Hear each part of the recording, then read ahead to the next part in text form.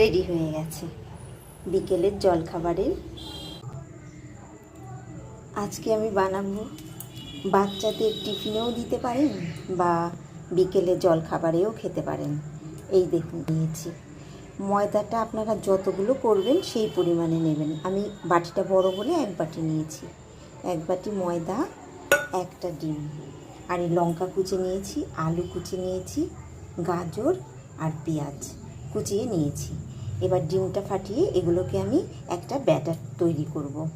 Batter তৈরি করার পর আমি এটা ভাজবো।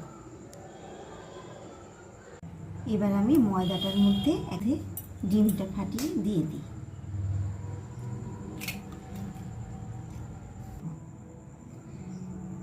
এই যে এতটা পরিমাণ নুন দিয়ে দিলাম। এটা তৈরি করব। এবার